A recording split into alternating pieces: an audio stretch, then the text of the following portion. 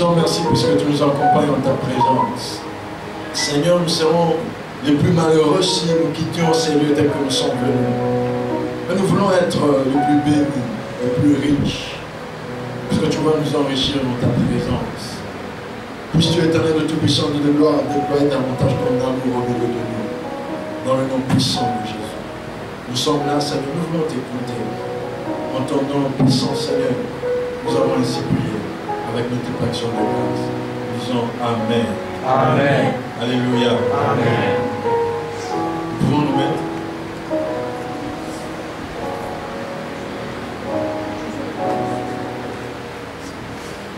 Alléluia. Amen. Ou on peut, pour un court instant, s'éteindre debout pendant qu'on va faire la lecture.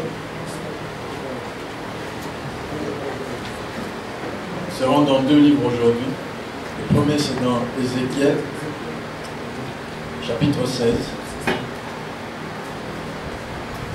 1 jusqu'à 13.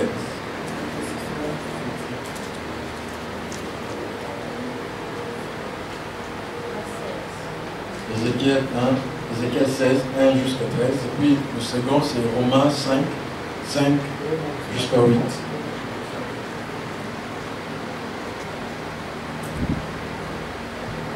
Ézéchiel 16. La parole de l'Éternel me fut adressée en ces mots. Fils de l'homme, fais connaître à Jérusalem ses abominations. Tu diras, ainsi parle le Seigneur l'Éternel à Jérusalem. Par ton origine et ta naissance, tu es du pays de Canaan. Ton père était un Amoréen et ta mère une Hétienne. À ta naissance, au jour où tu naquis, ton nombril n'a pas été coupé, tu n'as pas été lavé dans l'eau pour être purifié. Tu n'as pas été frotté avec du sel. Tu n'as pas été enveloppé dans de linge. Nul n'a porté sur toi un regard de pitié pour te faire une seule de ces choses. Par compassion pour toi, mais tu as été jeté dans les champs le jour de ta naissance, parce qu'on avait horreur de toi. Je passais près de toi, je t'aperçus baigné dans ton sang, et je te dis, vis dans ton sang. Je te dis, vis dans ton sang. Je t'ai multiplié par 10 milliers, comme les herbes de champ, et tu pris de la croissance, tu grandis, tu devins d'une beauté parfaite. Tes seins se formèrent, ta chevelure se développa, mais tu étais nu, entièrement nu. Je passais près de toi, je te regardais, et voici ton temps était là, les temps des amours. J'aimerais, dans ta Bible, si tu peux souligner, ton temps était là. Les temps des amours. J'étendis sur toi le pan de ma robe, je couvris ta nudité, je te jurai fidélité, je fis alliance avec toi, dit le Seigneur, l'Éternel, et tu fus avec moi.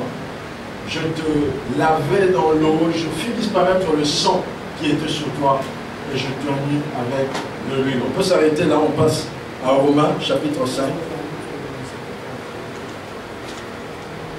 Romains chapitre 5, 5 jusqu'à 8.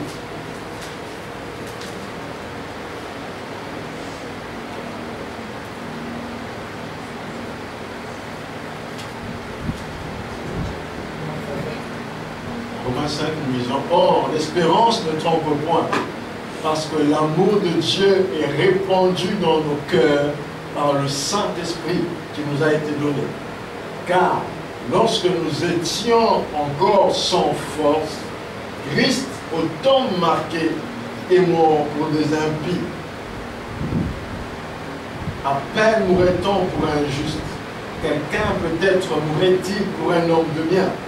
Mais Dieu prouve son amour envers nous. On sait que lorsque nous étions encore des pécheurs, Christ est mort pour nous. Alléluia. Amen. Dieu prouve son amour envers nous. On sait que lorsque nous étions encore des pécheurs, Christ est mort pour nous. Amen. Pour nous. Amen. Alléluia. Amen. Alléluia. Amen. Alléluia. Amen. Il est de la volonté de Dieu de pouvoir répondre à ce temps-ci, de pouvoir répondre dans ce pays, de pouvoir répondre au milieu de nous une passion pour lui. Une passion, c'est-à-dire un amour acharné pour le Seigneur. Vous savez, tout ce qui s'est fait grand dans le monde, tout ce qui est venu de Dieu, a commencé par la passion atroce qu'on avait pour lui. Alléluia. Amen. Vous savez, si des gens ont accepté d'être jetés dans la fosse au lion, si des gens ont accepté de rejoindre des flammes de feu dans la Bible, si des gens ont accepté d'abandonner des familles, comme Pierre pouvait poser la question à Jésus-Christ, mais nous avons tout abandonné, mais nous sommes là pour te suivre. Qu'est-ce que nous aurons? Donc, si des gens ont accepté toutes ces choses, puisque en eux il y avait une passion pour Jésus-Christ. Alléluia. Est-ce que nous sommes ensemble? Alors il est de la volonté de Dieu qu'une passion pour lui se répande encore de notre génération. Nous ne saurons jamais faire de grandes choses ni pour Dieu ni pour le monde si nous n'avons aucune passion pour le Seigneur Jésus-Christ.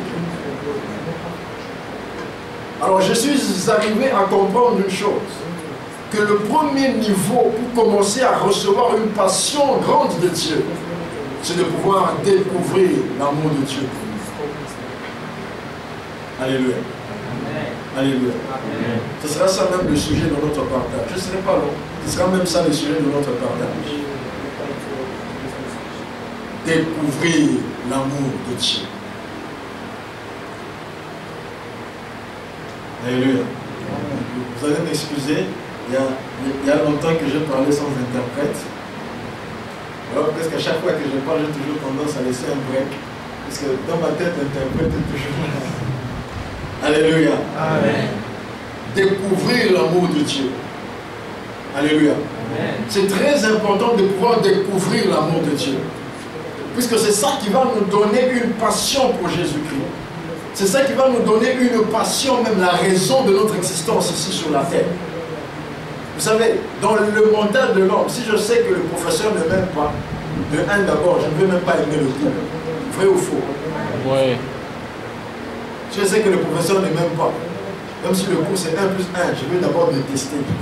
Je vais commencer d'abord par le détester. Alléluia. Mais si seulement, pendant que je suis en train d'étudier, j'arrive à découvrir la manière dont ce professeur-là m'aime en réalité, je vais commencer par aimer ce cours. Et quand je vais commencer par aimer le cours, ça sera déjà le début d'une réussite. J'étais en train de partager avec quelqu'un, je ne sais plus qui, peut-être Suzanne et Marie. J'étais en train de dire, j'ai l'impression qu'il y a l'un de nos encadreurs qui ne m'aime pas. Je dis, elle ne m'aime pas, elle est là toujours en train de me coincer. Elle prend les autres avec légèreté, mais moi elle me coince.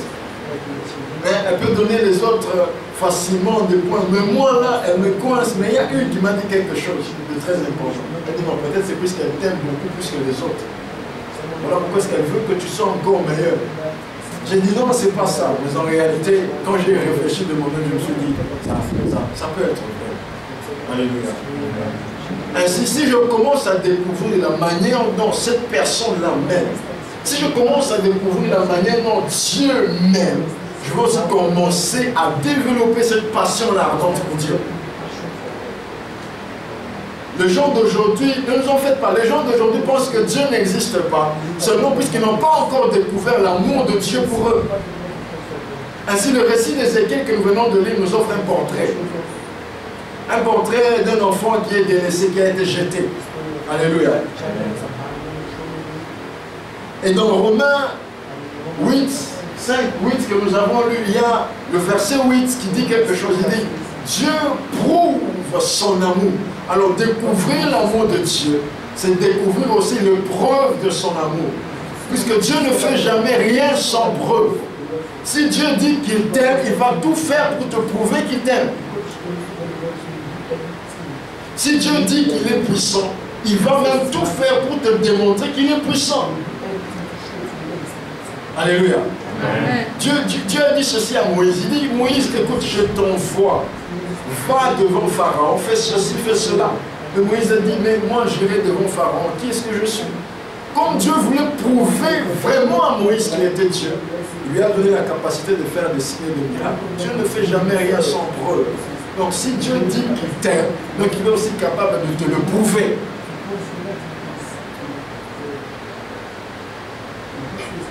Alléluia. Amen. Alléluia.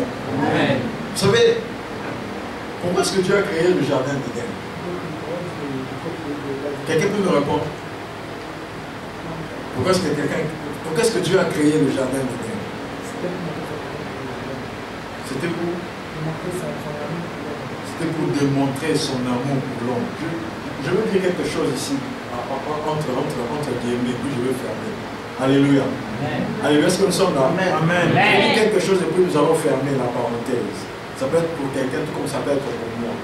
Dieu, avant qu'il ne t'ait créé, il a commencé par former un jardin d'Éden pour toi.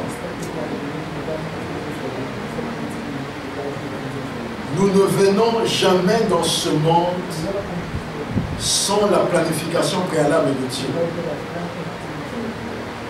Tu as un jardin d'Éden dans lequel Dieu t'a préparé pour que tu y sois. Dieu ne pouvait pas commencer par créer l'homme alors qu'il n'avait encore rien arrangé pour préparer là où l'homme devait être.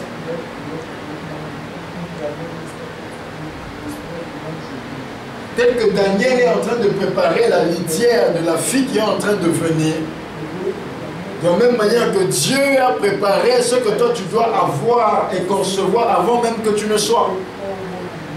Puisque c'est simple à voir. Est-ce qu'on attend que le bébé vienne pour qu'on paye les couches?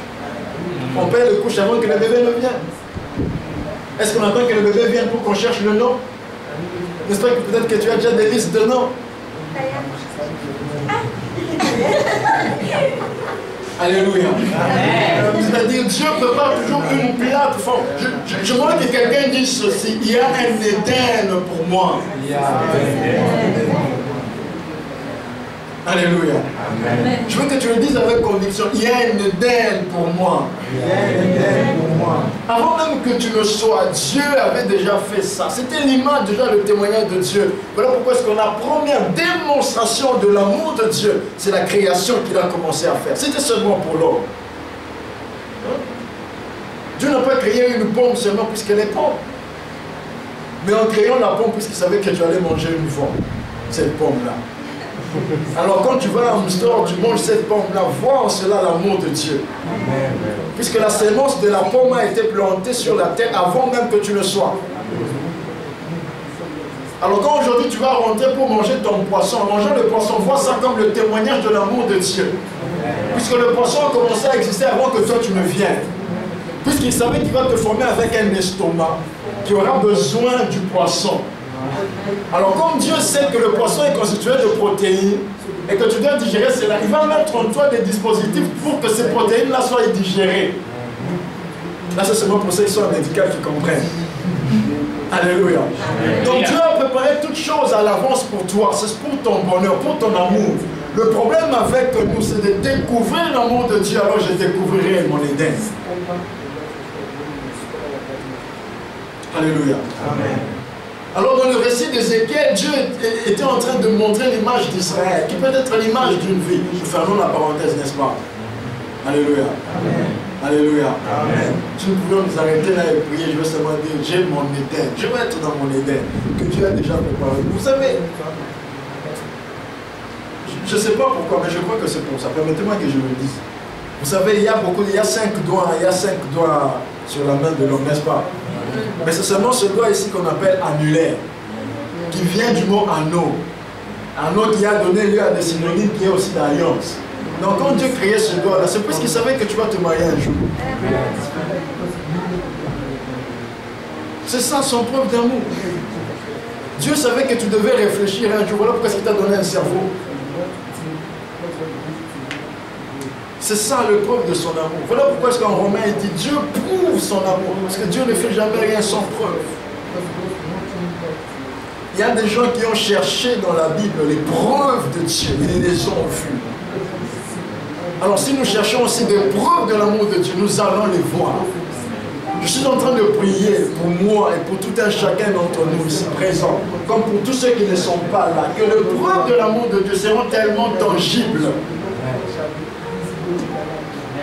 Alors ce fils était là, il se mourait dans son sang, dans Ézéchiel, il était là. Ah, j'aime Dieu. Vous savez pourquoi est-ce que... Mais il ne faut pas m'imiter quand je dis que j'aime Dieu. Le pasteur dit souvent qu'il dit j'aime Dieu. Il ne faut pas m'imiter. Mais c'est comme ça, c'est la réalité. J'aime Dieu. Alors Ézéchiel, il est en train de dire que le fils était là. Et il y a une phrase qui m'a touché au cœur. Il dit, je passais par là. Dans chacun de nos circonstances dans la vie, qu'on se dise toujours ça. Dieu passe par là. Vous savez, si Bartimée a eu à voir, Bartimée c'était un aveugle. Il entendait parler de Jésus-Christ. Mais je pense que le jour où on lui a dit, ou le jour où il a entendu que Jésus-Christ passait par là, il a compris que c'est ce jour-là où il devait réclamer quelque chose qu'aucun homme ne lui avait donné. Alors il s'est mis à demander, je veux retrouver ma fille. Alors Dieu est en train de parler en Ézéchiel, il dit, tu étais là, tu baignais dans son sang, c'est-à-dire tu étais près de la mort. Personne n'avait pris soin de toi. Vous savez, en réalité, nous sommes ce que nous sommes, de la manière dont Dieu voit que nous sommes.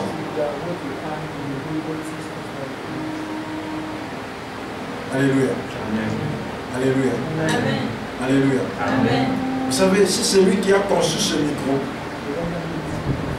dit que ce micro ne fonctionne pas. Même si nous croyons que ça émet un son. Mais si c'est lui qui a constitué ce micro, dit que ce micro ne fonctionne pas, on doit d'abord le croire. Puisque lui, il le dit en fonction de l'objectif qui s'est assigné du micro. Ainsi, quand Dieu dit que cette personne n'a plus de vie, c'est puisque Dieu sait qu'en fonction de la chose qu'il a créée, cette personne ne l'accomplit pas. Alors Dieu voit que cette personne est morte. Est-ce que nous nous comprenons? Est-ce que nous nous comprenons? Alléluia. Amen. Alléluia. Amen. Est-ce que nous nous comprenons? Vous savez, dans mon pays, il y a des écoles sans élèves. Il y a des classes sans tableau. Est-ce que c'est faux? Oui. En Afrique, il y a des classes sans tableau. Il y a des élèves qui vont en classe sans cahier. Donc quand il se met à pleuvoir, il arrive prolongé. Puisqu'il n'y a pas de toit.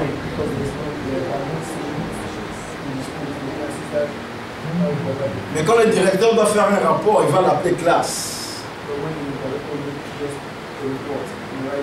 Mais quand les experts descendent sur le terrain, ils vont dire ça, ce n'est pas une classe, c'est autre chose. Alors, de fois, quel que soit l'aspect de ce que nous voyons, quand Dieu dit que cette dimension-là, elle est morte, elle est morte.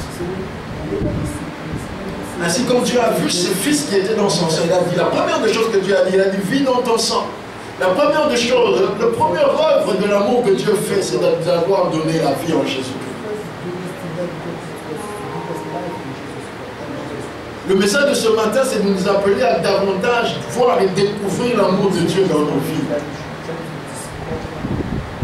Cherchons l'amour de Dieu dans nos vies et nous allons découvrir cet amour de Dieu. La première des choses qu'il a déclaré, c'est que je puisse vivre. Il dit, vis dans ton sang. Je veux vivre. Alléluia.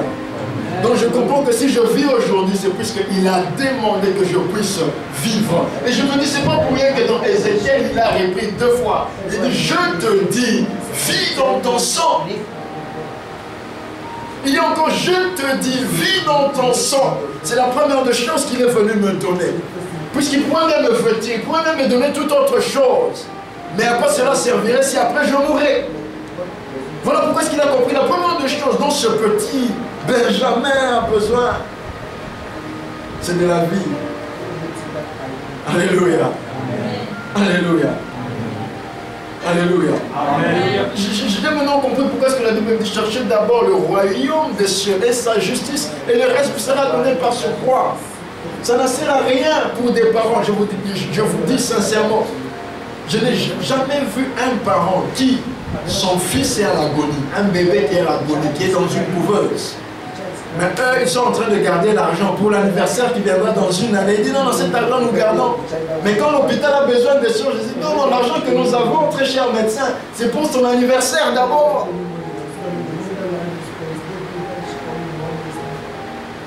Il y a quelqu'un qui pouvait me dire de tels parents devant moi là, je veux d'abord les chipoter.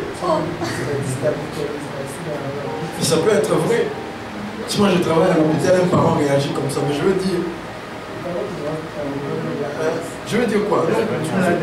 Non. Tu dis quelque chose qui ne va pas.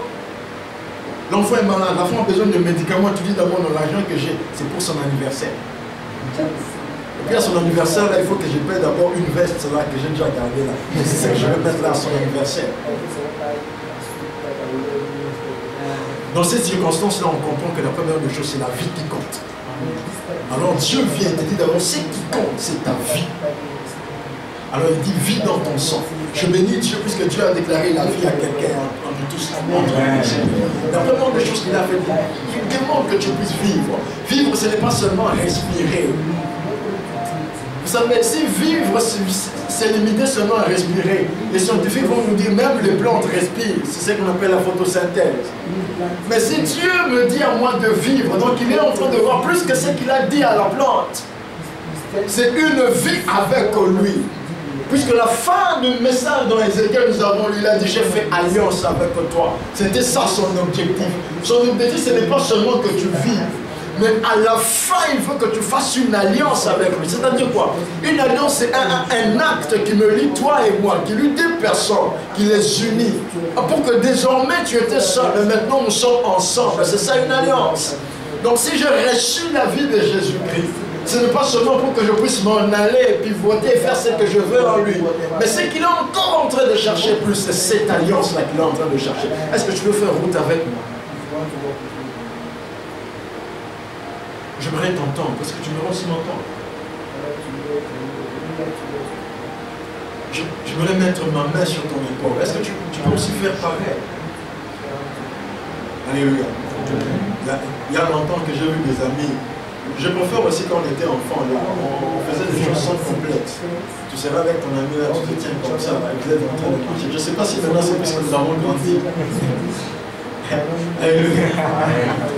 Gloire au Seigneur, il y a quelques semaines, il y a Théane et Michael qui ont pris une photo comme ça. Ils ont dit, prenez-nous en photo, prenez-nous en photo. Et puis à un moment, tous ensemble, ils ont levé les pieds comme ça, prenez-nous en photo. Et on les a pris en photo tous ensemble comme ça. Effectivement, c'est ce que Dieu veut.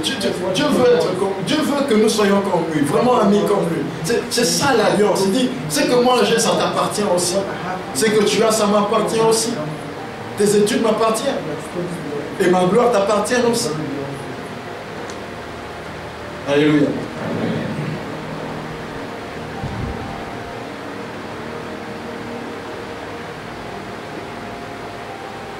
Une chose encore très importante que j'ai compris. Toujours en Ézéchiel, il dit ceci. Il dit, je te donnais la vie. Tu as grandi. Tes seins se sont développés. Alors le problème, c'est d'arriver au moment de tes amours. Ton temps était là, le moment des amours. C'est-à-dire le moment où tu peux exprimer l'amour. Je suis en train de dire ceci. Dans la vie chrétienne, quand on commence, je veux me résumer en ceci. Nous venons à Dieu tel que nous sommes. Sans ajout, tel que nous sommes, nous venons à Dieu. Il y a quelqu'un qui est en train de dire ceci, je suivais ça sur Internet. Il dit, ne t'arrange pas pour venir à Dieu. Mais viens à Dieu et Dieu va t'arranger. Alors nous venons à Dieu. Son amour, c'est de nous accueillir d'abord tel que nous sommes. Mais son amour ne s'arrête pas seulement là. Son amour le pousse à ne pas nous laisser tel que nous sommes. Je n'ai jamais vu un parent qui adopte un fils et qui le laisse avec le même nom. C'était quoi ton nom quand tu étais encore enfant de la rue? Je dis, quand j'étais enfant de la rue, on m'appelait Vieux Rambo. Ce sont les noms souvent qu'on donne aux enfants de la rue. Alors, quand on adopte cet enfant-là, le parent qui vient d'adopter dit, je t'adopte, tu deviens mon fils. Le parent ne dit pas, on t'appelait comment en route? Le fils dit, on m'appelait Rambo. Ou non, on m'appelait Commando. S'il connaît un peu de russe, il va dire, moi quand j'étais en route, on m'appelait Tchilarik. Mais ce que le parent fait dit, l'amour que j'ai envers toi, c'était de t'adopter. Mais je continue à te prouver mon amour en faisant quoi? Je te change même de nom. Alors voilà pourquoi ce qu'il vient dit. T'appeler Rambo. Moi je vais t'appeler le beau. Alléluia. Amen. Alléluia. Amen. Il dit, on t'appelait Serviette. Moi je vais t'appeler Lisette. Heureusement qu'il n'y a pas de Lisette aujourd'hui ici. On avait dit, ah le pasteur suspect, comment est-ce qu'on va dire seulement Lisette? Alléluia. Nous venons à Dieu tel que nous sommes. Mais nous ne devons pas rester tel que nous sommes, parce que Dieu, l'amour de Dieu nous change. C'est ainsi qu'il va dire après quand nous allons terminer. J'espère que je suis court. Il dit, tu étais là, tu as grandi. J'aimerais qu'on puisse réfléchir. Tu étais là, tu as grandi. Ton temps était là. Mais tu étais nu. Donc je me dis, ce garçon a grandi. Mais il était dans la nudité. La vie chrétienne, c'est une vie qui est appelée à la croissance. Mais il arrive à un moment de cette vie où nous devons comprendre une chose. Il dit que tu étais là et tu étais nu. Ah, j'aime ça. Dieu n'a pas dit, j'ai payé un habit pour toi. Non, c'est pas ce que la Bible a dit. N'est-ce pas, on a lu ensemble? Alléluia. On a lu ensemble, n'est-ce pas? On a lu ensemble. Il dit que je prenais le pan de ma robe. Dieu ne cherche rien qui est en dehors de lui pour partager avec toi. C'est ce qu'il a de meilleur qu'il désire partager avec moi, avec toi, avec nous ensemble ici. Et c'est ça, c'est que nous découvrons encore le preuve de l'amour de Dieu. Vous savez, comme la Bible dit que cette femme ne cherchait qu'à toucher le pan de la robe du Seigneur Jésus-Christ et elle a été guérie. Quand dans Psaume 133 on dit qu'il est bon et doux pour les frères de demeurer ensemble, c'est comme l'huile répandue sur la tête d'Aaron qui se répand sur sa barbe, de sa barbe sur le pan de sa robe. Et effectivement, c'est ce pan-là que Dieu, même dans Ésaïe, on dit que Dieu était là dans son trône. Ésaïe était en train de voir. Dieu était là dans son trône. Et le pan de sa robe remplissait le palais. Donc vous voyez, le pan de la robe, prenait l'étendue même de la gloire de Dieu. Le pan de sa robe remplissait le palais. Mais quand Dieu voit cet enfant-là nu, c'est ce même pan-là qu'il prend pour ouvrir la nudité de cet enfant-là. Si Dieu veut me couvrir, ce n'est pas avec n'importe quoi, mais c'est avec ce que lui-même se refait. Donc je ne suis pas à côté quand je dis, je suis revêtu du pan de la robe de Dieu. Voilà pourquoi est-ce que moi je veux entrer dans cette dimension. Je t'invite aussi à entrer dans cette dimension-là. Que si la femme était en train de chercher Jésus-Christ juste pour le toucher et être guéri, il y a aujourd'hui ceux qui revêtent le pan de la robe de Dieu qui est toi et moi, sans le savoir. C'est seulement par l'amour de Dieu. Mais tu ne le sais pas. Alors peut-être que le message de ce matin, c'est seulement pour te dire que j'aimerais que tu saches que je te couvre du pan de ma robe. Et quand tu es couvert du pan de la robe du Seigneur Jésus-Christ, c'est-à-dire tu es davantage plus proche de lui. Là où il est, c'est là où tu es. Quand il se déplace, tu te déplaces. Quand il court, tu cours. Quand il marche, je marche aussi. Puisque je suis enroulé dans le pan de sa robe. Ainsi, près de lui seulement, je trouverai la couverture qui va cacher ma nudité, qui va cacher ma honte, qui va cacher mes défauts, qui va cacher toutes ces choses. C'est seulement auprès de lui que nous pouvons les trouver. Une nouvelle branche de lui. Alors l'appel de cet après-midi, c'est de découvrir l'amour de Dieu. Je suis sûr que si tu fouilles dans ta vie, tu découvriras. Je vais vous rencontrer quelque chose là, si bref, après quoi nous allons faire. J'étais au pays pendant qu'on a délibéré. Pendant qu'on a donné les résultats comme ça, je n'avais pas satisfait. J'avais échoué. J'avais eu très mal. Je disais, Seigneur, mais pourquoi cela m'est arrivé? J'avais eu très mal. Pendant que j'allais faire la seconde session, je montais les escaliers de l'université à l'époque. J'ai trouvé un ami qui était triste.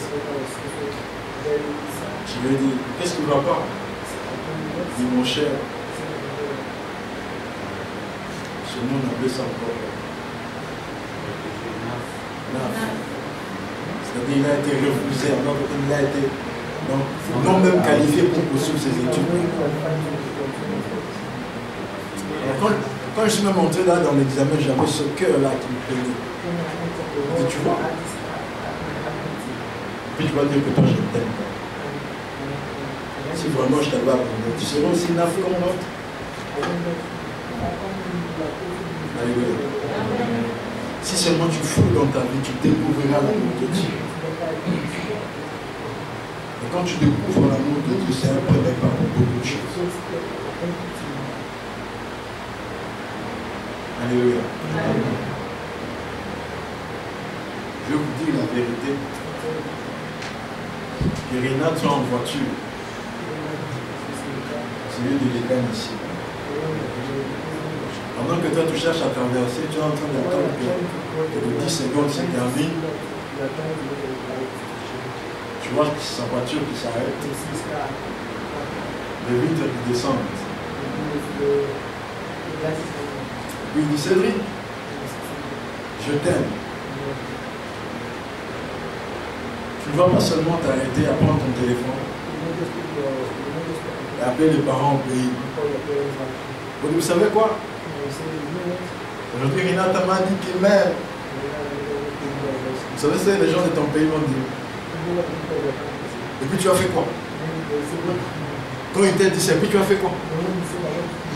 Si seulement tu lui as dit, je l'ai laissé partir. On va dire,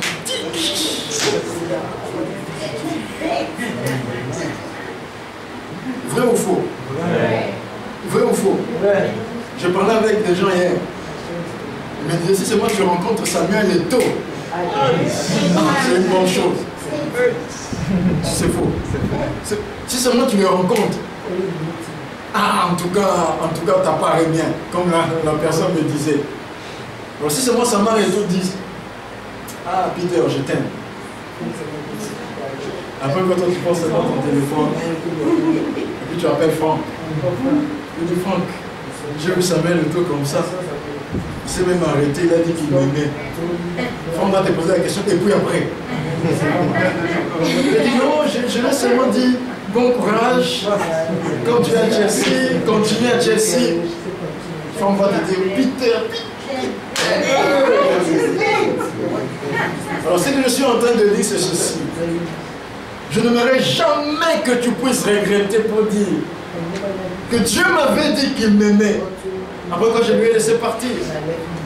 Puisqu'après, on va me dire, mais quand il t'a dit qu'il t'aime, qu'est-ce que tu as fait? Quand il te dit qu'il t'aime, engage une action. Tu dis, si Renat me dit qu'il m'aime, Renat même c'est petit. C'est qui? La reine d'Angleterre me dit qu'il m'aime. La première des choses que je vais lui dire, dans ton roche là-bas, il y a encore de la place? Si elle me dit quoi? Je dis dans ton roche là-bas. Tu m'aimes? Oui, mais dans ton roche là-bas, il y a encore de la place? Si elle dit oui, il y a encore de la place, je peux venir? Je dis, bon, de toute façon, je t'ai dit que je t'aimais, je dois te prouver que je t'aime. Oui, il y a encore de la place. Ok, ça va, je viens. Personne ne va m'arrêter, puisque c'est elle qui a dit. Donc je vais la montrer, j'entre dans la voiture de la reine. Rien, tu vois, oh, non, je vais à l'aéroport, on va aller ensemble. Et à la route, là, vous savez ce qui va se passer. Mon anglais va vite se développer. Je vous dis sincèrement. Mon anglais va se développer. En plus, ne vous en faites pas, je vais même changer d'université. Seulement dans la voiture là. Hein? Seulement dans la voiture là, je change d'université. Seulement dans la voiture là, mon anglais se développe. Parce que je vais raffiner mon anglais là. Je suis un queen, you know. Je vais changer d'université. En France aussi, je vais changer de pays. Si on sort rencontrer un migrant, tu dis, ah, j'ai même oublié mon passeport. On fait seulement un tour là-bas, on prend seulement mon passeport. Parce que moi, je ne veux plus quitter cette voiture. Donc avec toi là-bas, on part. J'ai changé de pays, d'université et de tout là. C'est ce qui se fait avec Dieu. Quand il te déclare son amour, ne t'arrête pas là. Quand il te déclare son amour, entre et pile. Dieu, il y a encore de la place pour moi là, il va te dire oui, il y en a. Il y a encore de la place dans les bancs de ta robe, il va te dire oui, mon fils, il y en a. Alors vas-y. Et quand tu entres dans les bancs de ta robe, tu vas dans les bancs de ta robe, quand il marche, tu es avec lui. Tu vas maintenant ce qui va se passer. Tu changes de situation. Ta maladie n'est plus. Les choses là passent. Les tourments que tu avais passent. Puisque seulement tu es avec lui. Si les hommes de la terre peuvent le faire avec nous, que dire de Dieu qui peut aussi le faire avec nous? Alors j'aimerais qu'on puisse prier seulement un seul sujet de prière, qui se trouve en Psaume 41 et verset 12.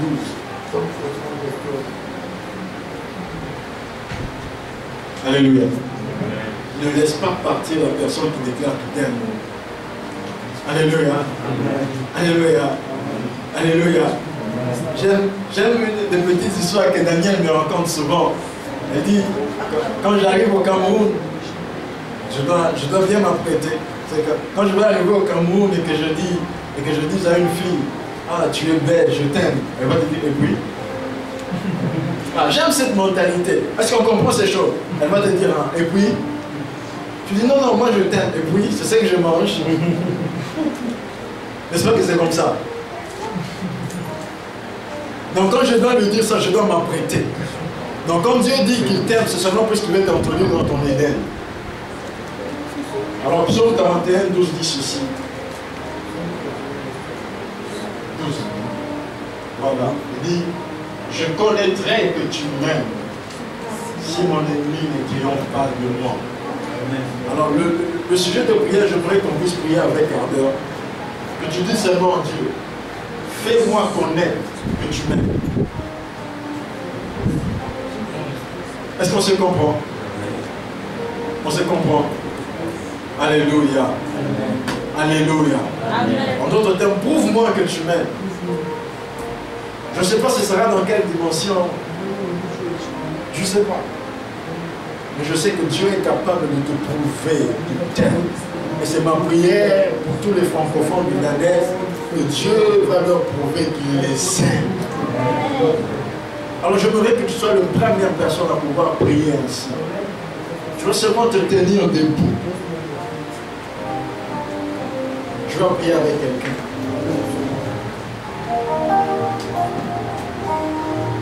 Tu vas tenir la main de quelqu'un.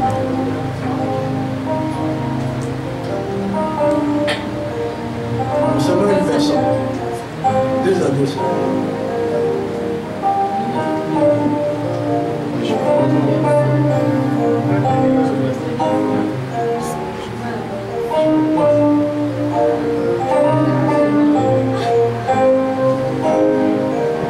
Alléluia. Cette prière, tu vas la faire pour la personne que tu t'aimes.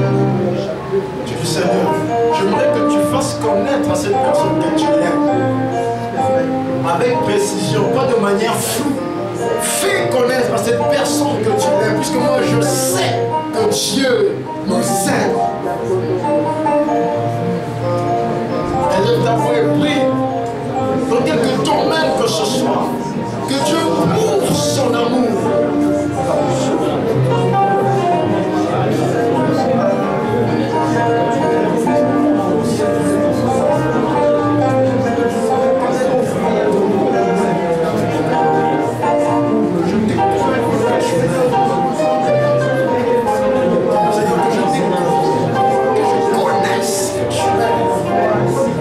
Je veux savoir que tu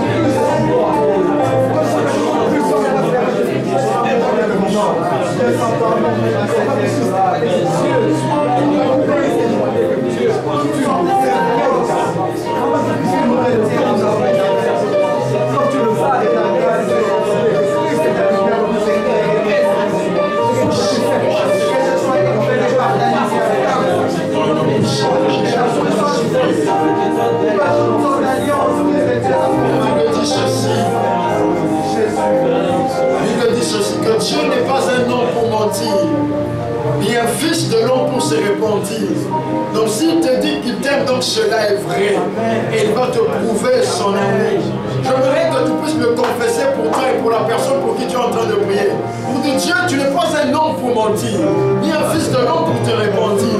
Alors que ton amour soit palpable, que ton amour puisse être entaché de preuves, que tu nous aimes, que tu prends soin de nous, que tu es avec nous, que tu nous accompagnes, que nous puissions